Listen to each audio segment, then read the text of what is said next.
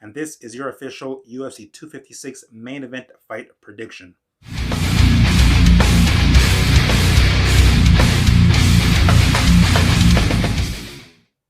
What up, you guys? Fight Fiend Migs here, coming at you with a new video. As always, thanks for taking the time to stop by and checking it out.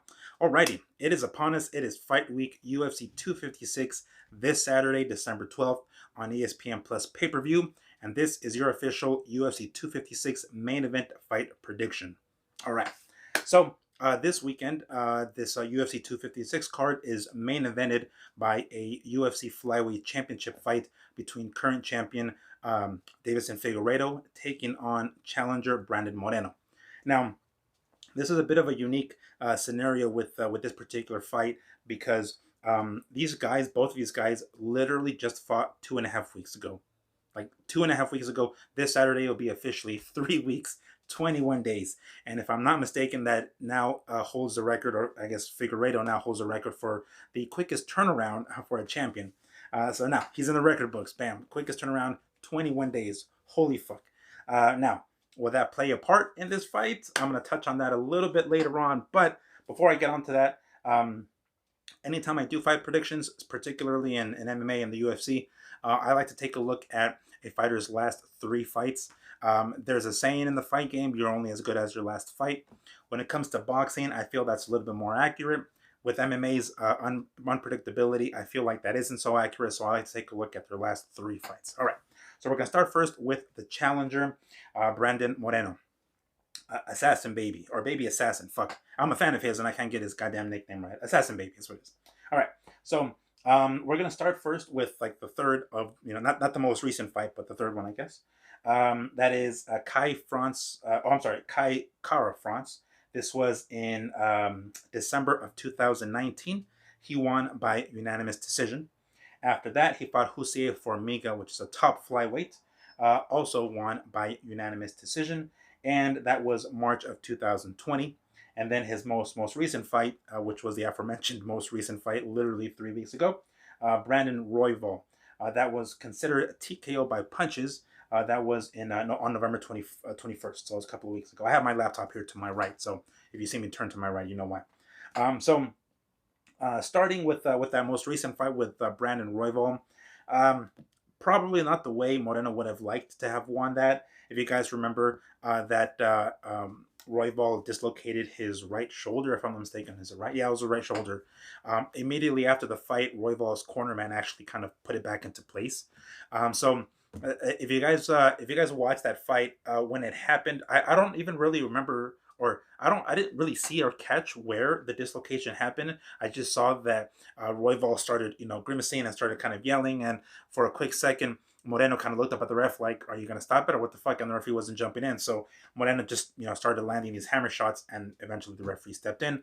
So it's considered a TKO by punches, but it's unfortunate that it happened that way, and I'm sure Moreno wouldn't have liked to have won that way. But, ultimately that's the fight game. So that is 3 wins in a row for Moreno.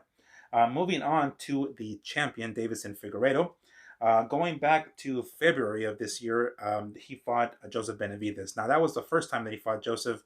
It was for the vacant flyweight championship. Now, he actually missed weight, Figueiredo, I'm saying, by 2.5 pounds. That is worth mentioning, that I'm going to touch on a little bit later on again, but he did miss weight. That disqualified him from winning the championship that night. Well, he ended up winning anyway. He got him by, let me see here. Oh yeah, TKO punches. If you guys remember, leading up to that finish, they headbutted, and Benavidez just started fucking squirting blood out of his forehead. And I think he was a little bit shaken up. He was a little stunned, and Figueiredo took advantage of that and caught him before he was even able to recover, and then he finished them on the ground. A little unfair, but regardless, it's not Figueiredo's fault. It's not like he intentionally went in for the headbutt. It's just how it happens. Similar to Royval and Moreno, it just happens. All right, then they had a rematch, him and Benavidez and Figueiredo. This was in July of this year. That was also a victory by Figueiredo, where he won by rear naked choke. It's a technical submission, they call it, because Benavidez didn't actually tap. He just went out. And if you guys remember that, man, that was a fucking annihilation. Like I felt bad. We all felt bad for Benavidez, right? I mean, it was just our hearts went out to him because goddamn, he got slaughtered in that fight, big time. But then after that, November 21st, the 3 weeks ago, Figareto defeated Alex Perez, and that was by submission by guillotine. He did tap out there. He didn't. Alex Perez didn't go out. Okay, so now that we kind of went over the last 3 fights, just kind of break it down a little bit. Um, Starting with Brandon Moreno, he gets hit. He's there to be hit. If you guys watch his fights with Cara Frank and even Formiga, or even with Roybal, or I'm sorry, I was going to say Benavidez. Brandon Moreno, he gets hit with the right hand quite a bit. And if you guys notice, specifically in that fight against Kai Cara France, he got hit with that right hand, and he was actually dropped. Like he threw a right hand, and he kind of lost his balance, and he kind of put his hand on the canvas. In a boxing fight, that'll be considered a knockdown. Obviously, MMA is another story, but um, I didn't like that. I didn't like the fact. I mean, it's a fight. You're gonna get hit, obviously, but he seemed to just not be able to get out of the way of that right hand. Going over to Davidson Figuerato, we know that right hand is like his moneymaker. Yes, he's won by submission, but that right hand of his, it's got some dynamite in there. If Figueredo is able to land that right hand as early, I mean hard and early, the way Kai Cara France did, it won't be a good night for Moreno. It'll be a short fucking night. So that's one thing that he needs to be very, very careful of, or with, and keep that left hand up. Because if you guys notice, when Brandon kind of like fights, he tends to kind of lean forward. He does this weird kind of wrestling hunch, sort of, like he's a collegiate wrestler, and he does that shit. But his hands, he'll bring them up, but he brings them back down, and it's almost like you can time it.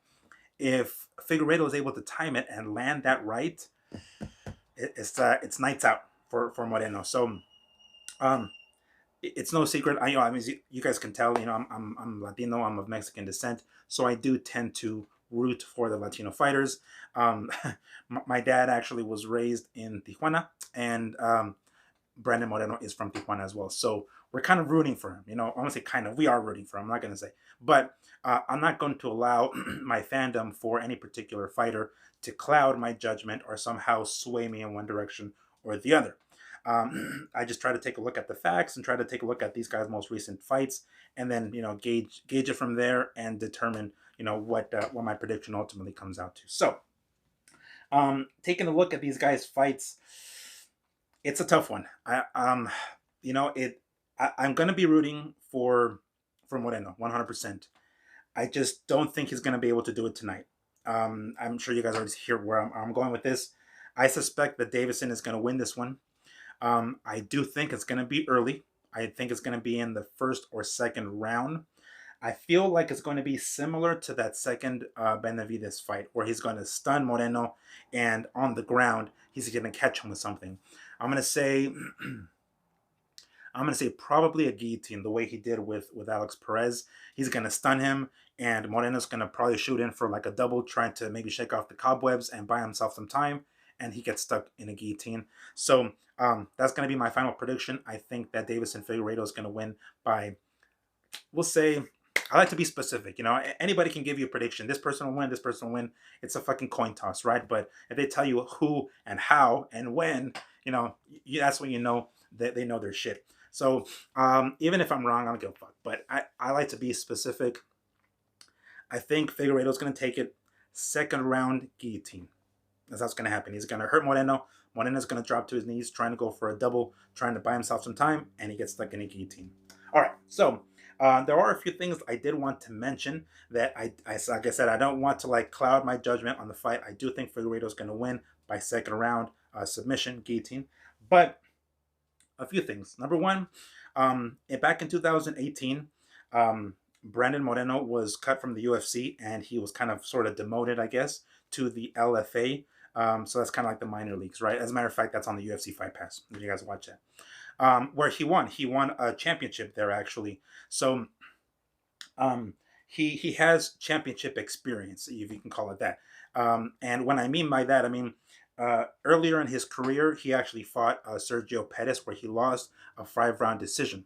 So in addition to that fight with Sergio Pettis, he fought for the LFA championship which he actually ended in the fourth round. He won by TKO by punches, if I'm mistaken. Let me just double check that. Yeah, and that was in the fourth round. So he has more experience going the distance than Figareto. That's one of the things that I've noticed about Figareto. He's able to finish fights early. We don't know how his cardio is going to go into the championship rounds, the fourth and or fifth round. We've seen Brandon fight in those rounds, and he even has a victory. Granted, his opponent in the LFA is nowhere near the caliber of Figareto. I get that, but it's pretty interesting that he won in the fourth round, which are the championship fights or championship rounds where Figareto has actually never been. So that's one thing worth mentioning. Also, another thing, because these guys just fought a couple of weeks ago, 3 weeks ago, how is Figareto going to look coming into this fight? Is he going to make weight? If you guys remember, I mentioned earlier that his first fight with David Benavidez, Jesus Christ, I'm thinking about boxing. Joseph Benavidez. He actually didn't make weight. He was 2.5 pounds over. He just made weight 3 weeks ago, or under 3 weeks ago. Is Davidson going to be able to recover and then cut weight again and then come into the fight 100%? Or is it going to be something's going to be wrong with him? He's going to be depleted somehow, and that's going to potentially affect his making weight. If he doesn't make weight, will Moreno still take the fight? I suspect that he will, because he has more to gain from it, not just the championship. Because if Figueredo doesn't make weight, he pretty much has to relinquish the belt on the scale, which means that only Moreno is fighting for the championship. So not only that, he's going to most likely get himself a nice extra chunk of change, because Figueredo's going to have to fork up some cash for missing weight, and he may even come depleted a little bit. Figareto, I mean. So it's kind of a win-win-win for Moreno, even if Davidson misses weight. But with that still remains to be seen. Not only did he miss weight against Benavidez, but I mean, now we're talking about a short turnaround for Figareto. If you guys remember, Tony Ferguson, who's actually on the undercard of this fight here, Tony Ferguson, when he was scheduled to fight Justin Gaethje, the fight was rescheduled, and the original date came around, and Ferguson still made weight for some fucking reason. He posted it on his it was one of his social media platforms, but he posted something showing him making championship weight, I think he said. And then he had to make weight again for the actual fight with Gaethje, which was 3 weeks later. Did that affect him in the fight? Who the fuck knows? But did he really need to make weight, on the original fight date? No, he didn't. But it's kind of funny that he did make weight, and then 3 weeks later he gets his ass handed to him by Justin Gaethje. Not to say that may have anything to do with it, but it may have. Who knows? We're seeing something similar now with Figareto. Figareto made weight 3 weeks ago. Exactly 3 weeks later, he's going to be fighting Moreno. Is he even going to make weight? That's kind of up for grabs, or anyone's guess. I suspect he will make weight, but he's going to come in pretty depleted, which will benefit Moreno, because Moreno has been in the fourth and fifth rounds in his career. Granted, not with the caliber fighter that Davidson is, but he has more experience going that fourth and that fifth round, albeit barely, but he did it. One last thing I want to mention, Moreno has actually never been finished. All of his losses have been by decision. So if Davidson isn't able to catch Moreno early in the fight, and Moreno is able to take it into the later rounds, Moreno's never been finished. Who the fuck knows how it's going to end up happening if the fight gets to the third, fourth, and fifth round. Because if you guys watch that fight with Alex Perez and Figareto, Alex Perez was landing some shots on him. He was holding his own. 100% he was holding his own. And as a matter of fact, when he was going in for that takedown, Figareto was holding onto that fence, which kind of gave him a little bit of extra time to go in for that, that leg lock. And then Alex Perez defended it and then got caught in the guillotine. That's how the fight ended. So Perez wasn't doing that bad. Benavidez in the first fight wasn't doing that bad. He actually landed some pretty solid right hands on Figareto. So, Figareto's there to be hit as well. If Moreno's able to use his jab, because he does have a pretty decent jab, to keep Figareto at bay for 2 rounds, taking him into the third, maybe the fourth. Who knows? That's intriguing. I know people are already counting out Brandon Moreno like a motherfucker, like right off the bat. But maybe it's just, I like I said, I try to not let my fandom, cloud my mind or my judgment in any way, shape, or form. But these are the facts. Moreno has gone 4 rounds, 5 rounds. Davidson hasn't. Moreno's never been finished. Can he do that? The quick turnaround. Can Figareto make weight? There's a lot of questions that need to be answered this Saturday, and they're going to be answered one way or another because I'm planning to catch that fight. All right. So to not make this video any longer, I did want to just throw those extra, intangibles at the end there, but just to kind of wrap it back up or circle back to the beginning, I do feel that Figueredo is going to be able to catch Moreno early. I think it's going to be able to do it. So, okay, cool. To wrap up this video, guys, I always want to sneak in freshcleantees.com. Feel free to check them out. If you happen to like anything and you feel like purchasing something, make sure to use the code MIGS15 at checkout and get 15% off your total. Cool. All right. So that's it, guys. Thank you so much for catching my video. I always appreciate you guys, tuning in. By all means, let me know who you guys have this weekend, how. I like to hear your guys' opinions. If you agree or disagree with my prediction, by all means, I like to hear that shit. So let me know what's up. We'll see how this Saturday turns out, and I will see you guys next week. Peace.